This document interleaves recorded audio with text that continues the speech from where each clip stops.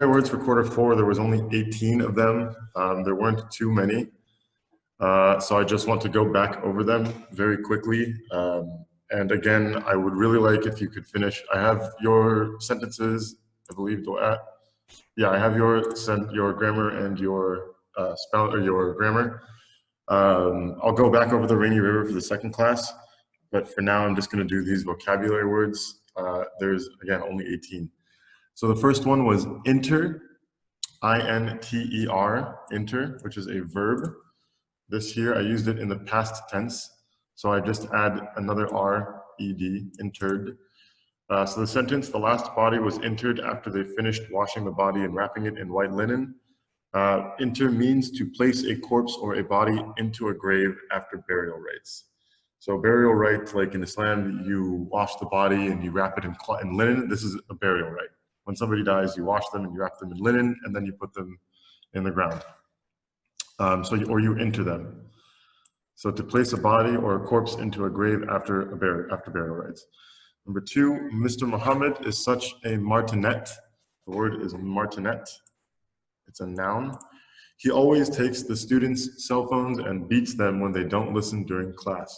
So martinet is a noun, and it means a strict disciplinarian or someone who demands complete obedience. So it's somebody very strict, or like they follow the rules very much. And if you don't follow the rules, then you will be punished. This is what a disciplinarian is. Like if you know the word discipline, disciplinarian is somebody that demands discipline. And strict means like very, very mean or very, very like extreme. The next word, squalid. When most college students live in a place away from home for the first time, it is usually in some squalid apartment near their school or work. So squalid is an adjective. You can use it to describe a person or a place or a thing. And it means extremely dirty and unpleasant as a result of neglect or poverty. Poverty means poor. So something squalid is like, or very, very dirty and very unpleasant. It's not very nice. It looks very like poor. It looks very, it doesn't look nice. It doesn't look like it's been taken care of. It looks dirty. So a person can be squalid. You usually describe a place as squalid, like an apartment or a house or something is squalid if, you know, they have dishes everywhere and their couch has a lot of holes in it and they have food all over the floor, you know, things like that. Something that looks really dirty and is unpleasant. The next word, turbulent, is another adjective. So again, it is used to describe usually like a person or a situation. So in these turbulent times, remember to stay calm, think about what is important, and keep ourselves safe.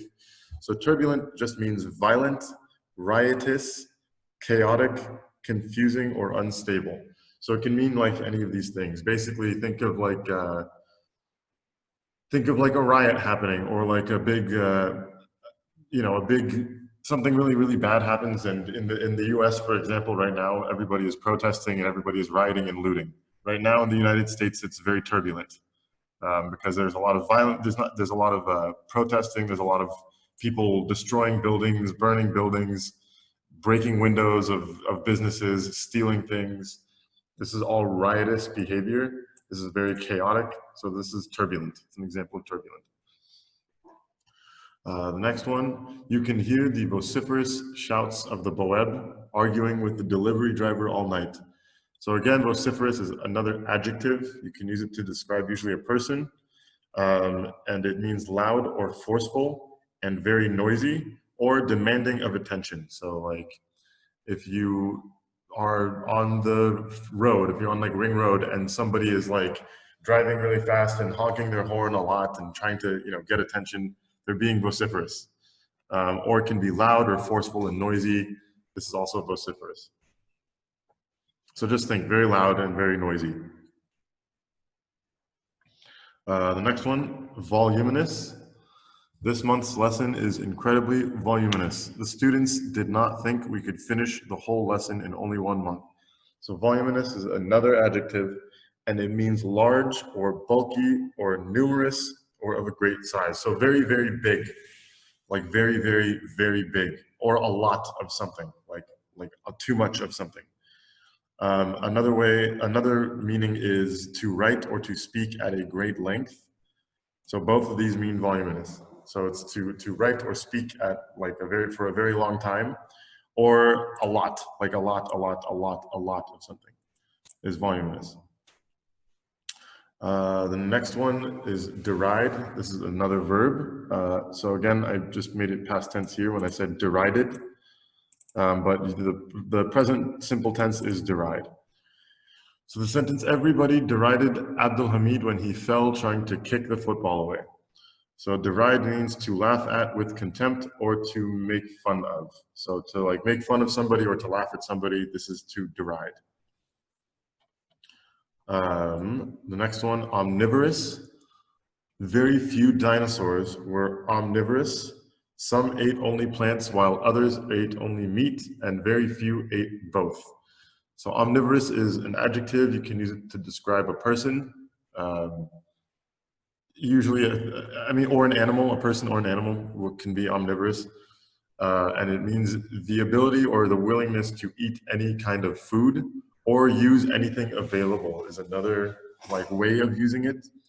Like you could say the construction workers will build something from all of the sand and rocks around. They are using anything available, so they are omnivorous in their work. That's like one way, but mostly it means to eat to eat both meat and plants. To eat both meat and plants. So humans, for example, are omnivorous unless they are vegetarian, or unless they, in which case they're vegetarian. They're not omnivorous. By nature, humans are omnivorous, but anyway. The next word, parsimonious, is an adjective. The old king was parsimonious when giving out charity to the poor people. He gave them very little food and only a little bit of money. So parsimonious means stingy. That first word is stingy, not stingy. This is stingy. Or very greedy and selfish, not willing to spend or use resources. Resources like money or food or water, any kind of resource that we need. Stingy just means like you're not willing to spend money. Stingy is, or you're very greedy. Like if there's a t-shirt for £5 and a t-shirt for £60 and they look the same, but the t-shirt for £5 is obviously cheaper, and you buy that one, then you're being stingy. Like instead of spending the £60 on a different t-shirt, you're being stingy by spending £5 on what looks like the same thing. It just means like you don't spend a lot of money. The next word is quandary. I don't know which is better, the new iPhone or the new Samsung phone. Ahmed asked himself. The situation was quite the quandary. A quandary is a state of confusion or uncertainty in what to do in a difficult situation. Obviously, this isn't that difficult of a situation, but like if you are ever like really confused and you don't know what to do, like let's say there's two people, there's two big parties that you want to go to, and they're different parties with different friends and different people, and you don't know which one you want to go to, then you're in a quandary to figure out which one you want to go to, for example. The next word, recalcitrant. This can be used as both a noun or an adjective. So a person can be recalcitrant, or they can have recalcitrant qualities. So Sharif was a very tough and recalcitrant teenager. He was always getting in trouble at school and at home. So recalcitrant means a person with an uncooperative or unagreeable attitude. That is using it as a noun. So it's a person with an uncooperative or unagreeable attitude, or as an adjective, having an uncooperative attitude toward discipline or authority. So like if you are constantly arguing with your parents or your teachers or the police or whatever, then you are being recalcitrant. If you are somebody that always just argues, then you are a recalcitrant person. And then the next one, stultify. Some people with mental problems such as depression or anxiety are often prescribed medication to stultify their negative thoughts and emotions. Stultify means, it's a verb, and it means to decrease or have an impairing effect on something. So it means to lower how something feels, to make something feel less extreme or less like it does. Impairing effect is like if you drink too much cough medicine or something, you might be really tired after that. It's impairing you when you feel slowed down or when you feel tired or exhausted. This is like an impaired. This is to be like impaired.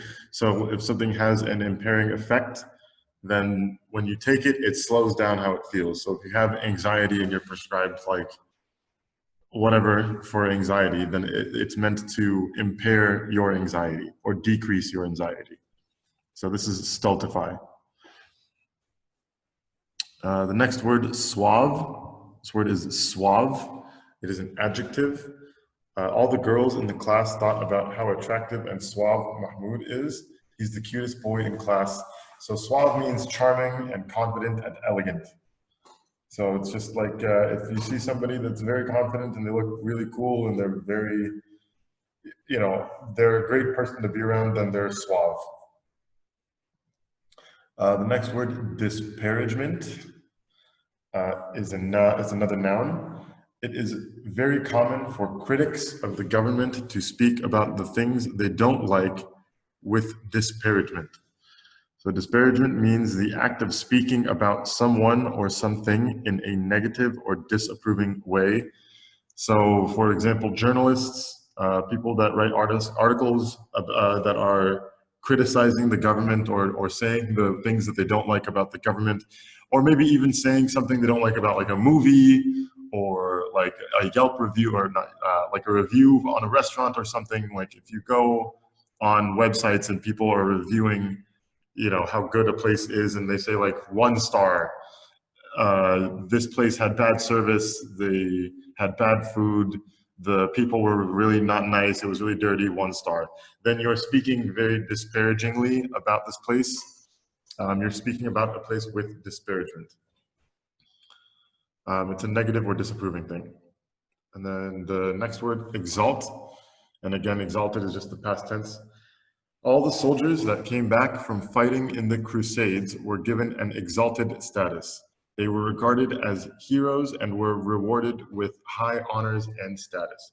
So exalt means to think or speak very highly of a person or to raise their rank or position. So it's like getting a promotion or to think somebody is so great, is so amazing, and to speak very highly of this person, to speak very well of someone, is to exalt someone. Like if you were here for the, what was it, the international or the national day when you were all doing like your dances and everything. At the end of that, they had a little like award ceremony for all of the students that were doing very well. Those students were being exalted. They were being praised. They were being spoken high of. Okay. The next word is haggard. After staying up for weeks with very little sleep and being stressed about his sick mother, Ahmed looked haggard. Haggard is another adjective, and it means to look or looking exhausted and unwell, especially from fatigue, worry, or suffering. So fatigue just means tired. Basically, it means like you're very tired. From worrying, so like thinking too much, or from suffering, so from being in pain or some kind of suffering. So haggard means to look exhausted and unwell or to look sick from fatigue or worry or suffering. The next word, intemperate. A lot of people become intemperate after drinking too much alcohol. They will usually act very foolish and might even make bad decisions they will regret later. So intemperate is an adjective, and it means having or showing a lack of self-control. This word here is immoderation. If you know the word moderation, it means like to take things very slowly. Moderation means to take things like slowly, to take them at a good pace. Immoderation is the opposite of that. It means to not take things slowly at all. It means to take them at a very quick pace, to not moderate. So having or showing a lack of self-control or having no moderation is intemperate. And the last word is vagrant. It's a noun. In countries like Australia and the United Kingdom, students will often take a gap year after finishing high school or primary school, but before starting college or university, in order to travel around the world to different parts of the world and act as a vagrant. So a vagrant is a person without a settled home or regular work who wanders from place to place and might live by begging. So if you've ever been to any big metropolitan city where they have people playing instruments in like public, expecting money because they're playing music in public, then this person is being a vagrant. They're a vagrant worker. They don't have a settled home. They might not have a settled home. They might not live anywhere, or they do, but they don't have regular work, and they wander around and they live by begging or by doing not real work. They don't have a job. They just go around doing something for money. This is what a vagrant is. And those are your vocabulary words.